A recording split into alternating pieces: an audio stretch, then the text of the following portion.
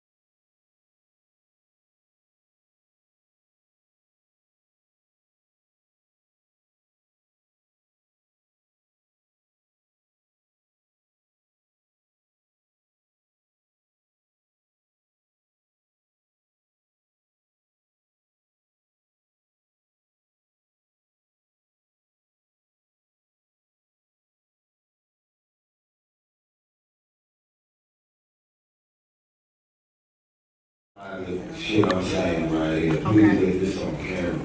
All right. Because I want y'all to know how much y'all matter. And I'm going to give y'all this context. Because God is the greatest. Amen.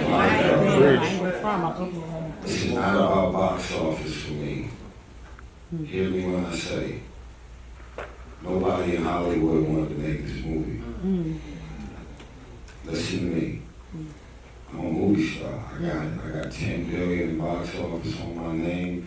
When I attach my name to a movie, it happens. They was running around trying to get this movie made for a few years, and no streaming platform and no studio in Hollywood was willing to make this movie. Because that realization that growing up in this black skin is a fucked up reality for some people at studios to accept. So, the movie was made independent. Raised their own money. The director, this is prior to me getting involved. So then they called me and it was like, we shooting a movie about South Central. We know you from South Central, blah, blah, blah. But it didn't mean that the role was going to be mine. They could have casted it. You know, you can put niggas from London and LA movies.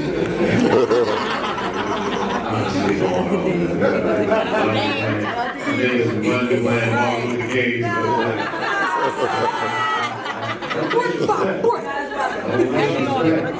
Real niggas, right? So it ain't a shot at all. You can't take it. What I'm saying is, when I got the call about me doing this movie, it wasn't no guarantee that they was gonna cast me. So when the opportunity became real, I was like, oh shit, you know what I'm saying? Like I lived this in '92, and God's sense of humor is like, wow, they about to put me in a movie, and so this ain't acting for me, this is real acting. I lived this, I remember this, I smelled the smoke, I remember the ashes all over the cars and the grass. My whole street was full of ashes. I remember everything, I could smell it. Like people in New York was here for September 11th, that was our September 11th, it was real.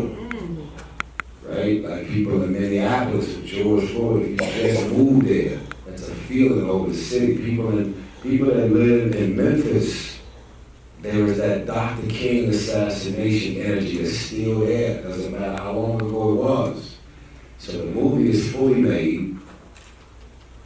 They still couldn't get nobody to green light the movie.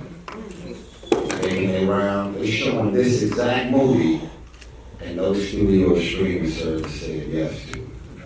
So then, what y'all don't know about politics, you can go get a whole movie made, and if it ends up in what's called the graveyard, aka a film festival, they're trying to get studios to look at your movies and say, oh shit, nobody wants it, we'll buy it.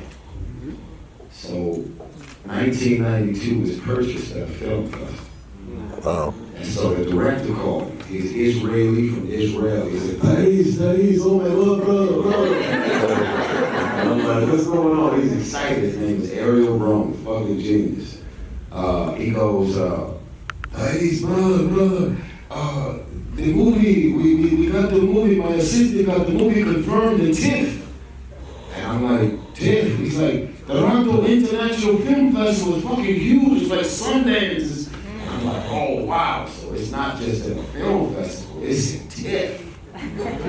So then 3 days later, he called me back and goes, Tyrese, I'm fucking pissed. I said, what? TIFF is the Toronto Independent Film Festival. Which ain't got nothing to do with the Toronto International Film Festival. So we got downgraded again. There was like 7 niggas in the audience to watch that one. Anyway, so Toronto Independent Film, it was TIFF, but it wasn't TIFF. TIFF was happening. So we invited everybody that was supposed to go to the International Film Festival to the Independent Film Festival. Fast forward, Lionsgate, we ended up doing the movie. Give them a round of applause. Lionsgate said yes. So let me wrap this story up, because everything, what I want y'all to know about me, I got it. Everybody out here trying to win the popularity contest, promote your movie, promote your album. I'm really trying to give y'all some intel to inspire you. That when God's got his hands on something, don't worry about the way it looks. You stay prayed up and you stay good, and let no bitterness and resentment fill your heart. Don't start allowing yourself to believe that it's over because it looks like it's over. So the president, full circle, that's why you always treat everybody with love. The president of Lionsgate, who just got his job, his name is Adam Fogelson. Hear me out. They said, hey, Reese, your movie was purchased at a film festival, and it's supposed to go straight to DVD. Straight to streaming platform, that the independent division of Lionsgate bought your movie, and it's gonna go straight to streaming DVD. Ain't no money behind it, no premieres, no posters, no marketing, you know. It's just straight, you know, with all due respect. It's a good thing. I said, no, the fuck it's not. I said, because if the success of this movie is incredible, then that falls on my shoulder. If this shit bombs, that's also on my show. That's why I like being number 4 on the call sheet. I'm like, hey man, I fucked that movie up. When you're number one on the call sheet, when your face is the biggest image on the poster, then the failure connected to the nigga on the poster, and the success goes to the nigga on the poster. Y'all follow me? Yeah. So Adam Fogelson, who I did 5 Fast and the Furious movies when he used to be at Universal, he got fired years ago. That was my brother. I was there for him through it all. And he went to work for another company. and then he ended up becoming the president of Lionsgate. The movie was supposed to come out in May. I called my guy like 15 years. I said, Adam, I love you. There is no fucking way this movie is coming out in May. And if it does, you ain't gonna see me.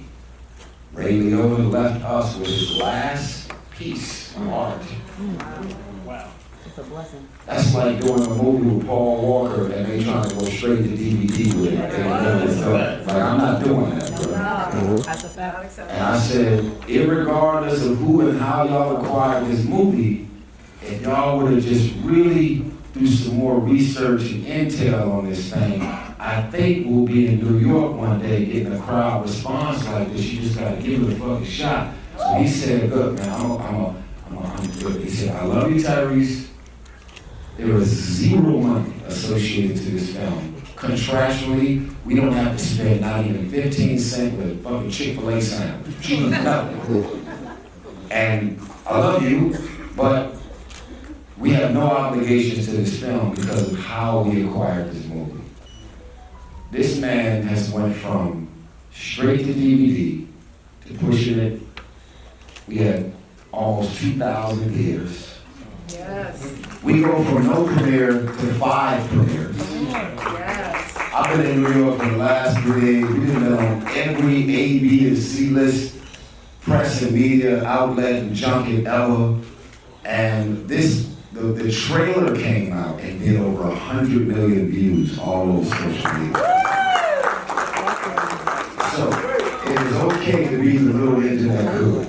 Yes. Because when God got his hands on it, I